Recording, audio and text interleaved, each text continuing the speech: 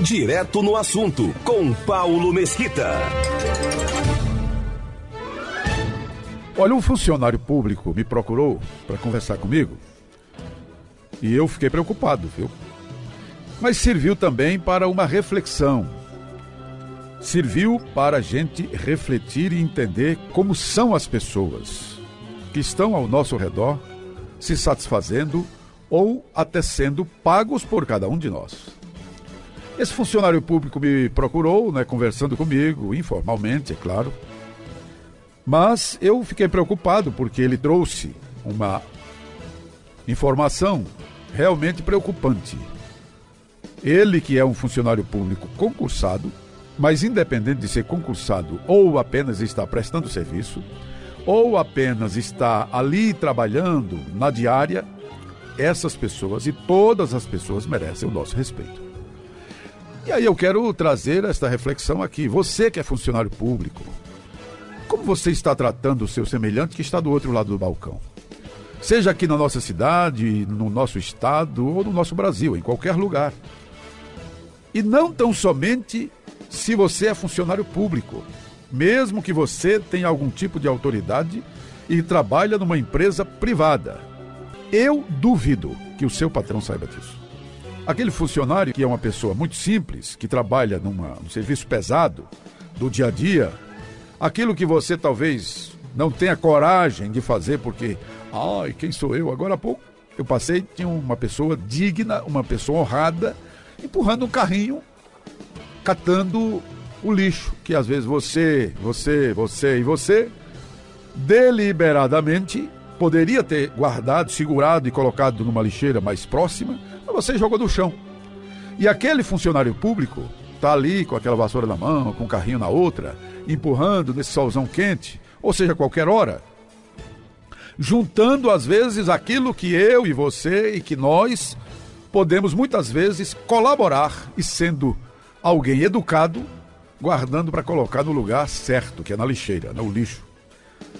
Mas são essas pessoas, mesmo que pareça alguém de um funcionário que está numa posição menos nobre, mas merece o nosso respeito e é uma posição nobre. Tanto é que quando eles param, o lixo entra dentro da nossa porta, viu? Olha o tamanho da importância. E aí esse funcionário conversando comigo e relatando a grosseria que ele enfrenta no dia a dia de um funcionário acima dele, ou seja, um encarregado. E aí fica aquela observação. Alô, meu amigo, alô, prefeito, alô, secretários. Veja quem está conversando com seu povo. Pode estar estragando, pode estar humilhando aqueles que merecem o nosso respeito. E você chamar a atenção de alguém, não precisa humilhar aquela pessoa, que às vezes está fazendo um serviço pesado, mesmo pesado ou maneiro, ou seja lá que serviço for, merece o nosso respeito. Porque é alguém que está ali desempenhando uma função e graças a Deus por ele está ali naquele local. E aí você que fica enqueixado, aí, cara dura, ou falando por cima do lombo, ou às vezes achando que pode, ou seja, não sabe, por exemplo, chamar a atenção de alguém sem estar humilhando, e inclusive, muitas vezes, no meio de todo mundo. E aí eu falei até com aquele funcionário que é funcionário público, concursado. Eu disse, não baixa a cabeça não, meu amigo. Por que você tem que baixar a cabeça? Se você não está fazendo nada errado, você não pode baixar a cabeça. Pelo contrário, você tem que levar essa pessoa a autoridades acima dele, para que ele entenda de que ele também precisa prestar contas daquilo que ele está fazendo. E não venha me dizer que é por zelo. Eu faço isso por zelo. Papo furado. Lorota. Você pode muito bem ser zeloso com a coisa pública sem estar humilhando o seu semelhante, sem estar, às vezes, denigrindo a imagem ou xingando até, que tem gente que faz isso. Por que tem que fazer isso? Você pode muito bem demonstrar sua autoridade falando sério, falando forte, mas sem humilhar a figura humana que está ali na sua frente, que não tem nada diferente de você, muitas vezes apenas o salário ou as posses. Então fica aqui a nossa reflexão. não tão somente para o funcionário público que tem cargo de chefia, que está humilhando o seu semelhante, que está abaixo dele um pouquinho, porque tem às vezes uma função menos nobre do que a dele, ou nobre também, é claro, e o cara se acha. Deixa eu trazer aqui um recadinho que vem da Bíblia para você, viu? Provérbios 16, 18. Não tão somente para você chefia de órgãos públicos, mas para você chefia de qualquer empresa, privada, pública, ou qualquer cidadão. Deixa eu dizer para você o que está escrito em Provérbios 16, 18. E a princípio não muda. Se você está agindo desse jeito, prepare o teu espinhaço, porque você vai passar pela moenda. A soberba precede a ruína, e a altivez do espírito precede a queda.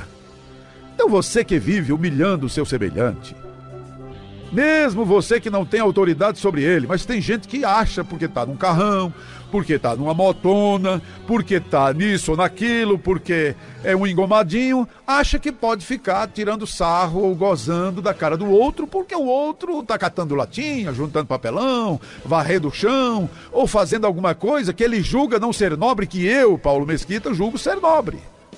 Porque se não fosse essas pessoas fazendo isso, eu teria que fazer ou você teria que fazer. Então anote aí, não esqueça e entenda. Deus está vendo tudo, viu? Lá de cima, Deus está vendo tudo.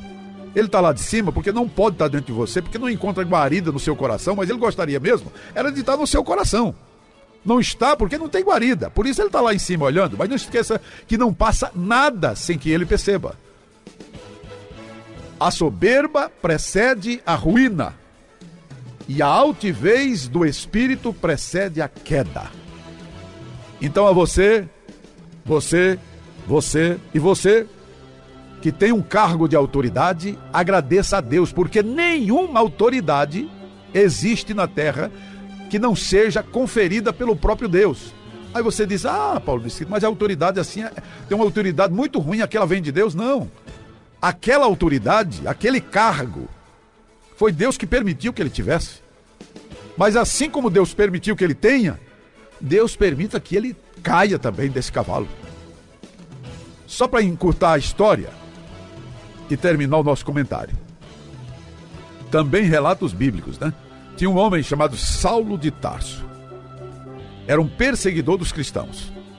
Ele, naquele momento que estava perseguindo, achava que estava fazendo uma coisa certa, mas estava fazendo uma coisa errada. Às vezes pode ser, não vou aqui também tirar tudo, né? Mas pode ser que você equivocadamente, coisa que eu acho muito difícil, ache que não está fazendo uma coisa errada. Saulo de Tarso, que depois virou Paulo, porque Deus trocou o nome dele, achava que estava fazendo uma coisa certa. Achava que em nome da religiosidade da sua época, em nome dos seus líderes, ele podia massacrar, destruir, fazer, acontecer, mas caiu do cavalo literalmente. Em nome da sua religião, em nome da sua religiosidade, em nome das suas autoridades acima dele, ele queria fazer bonito, em nome do seu zelo pela sua religião, ele começou a massacrar aqueles que pensavam diferente dele, aquele que tinha uma religião diferente da dele. Foi o caso que aconteceu com Estevão. O próprio Saulo de Tarso, ele testemunhou a morte apedrejada de Estevão, apenas porque dizia que Jesus Cristo tinha nascido, vivido, sofrido, morrido, mas ressuscitado, estava vivo. E aí eles não aceitavam uma coisa dessa. E o Saulo de Tarso, como o Sinédrio resolveu, mataram Estevão apedrejado. Depois ia no caminho de Damasco para fazer outras perseguições. E aí o luzeiro, a luz do próprio Deus apareceu e Jesus falou com ele. Está escrito na Bíblia, viu? Não sou eu que estou inventando, não. Jesus falou com ele: Saulo, Saulo, por que me persegues? Duro é para ti recalcitrar contra os aguilhões. O próprio Jesus falou com ele e ele ficou cego na hora, porque a luz era muito forte, muito intensa, e foi da vontade de Deus ele ficar cego, e ficou. E caiu, acabou. Acabou a autoridade de Saulo, acabou a impetuosidade, acabou o pescoço duro, acabou aquele olhar por cima. Não estou dizendo que isso vai acontecer com você. Não estou dizendo isso. Mas o que está em Provérbios vai acontecer. Se você bobear, vai acontecer. E eu tenho visto milhares de coisas acontecerem nesse sentido. O cara morde a brídia, se acha, eu vou, eu faço, aconteça. Daqui a pouco ele está debaixo de taca. Sabe por quê? Porque você não tem como colher aquilo que você não está plantando. Se você está plantando ódio, plantando discórdia, plantando maledicência, plantando desamor entre as pessoas, você não tem como colher coisa boa. Como é que você vai colher coisa boa? Não tem como. É impossível. Também, porque eu sou evangélico, né? Eu estou sempre citando a Bíblia, vou sempre citar. Não tem como ser diferente, porque a própria Bíblia também está dizendo que o que o homem plantar, isto também colherá. Então, para terminar, ei, você que está investido de autoridade pública, pago com meu dinheiro, com o dinheiro do povo que me escuta agora, desce deste cavalo, seu cara, desse jumento, desse jegue, seja lá de que for. Você não é ninguém, a não ser aquilo que Deus permite que você seja. Não sou eu que estou dizendo que você não é ninguém, não. Você não é ninguém mesmo, porque nada você seria se não fosse pela infinita misericórdia de Deus. E agora, você, em cima desta gilete deitada, fica humilhando o seu semelhante, porque ele está num serviço menos nobre do que o seu, ou mais pesado do que o seu, não menos necessário. Então você, seja secretário, seja encarregado, seja diretor, seja o que molesta for, desce daí, porque você vai cair, viu? Você vai cair.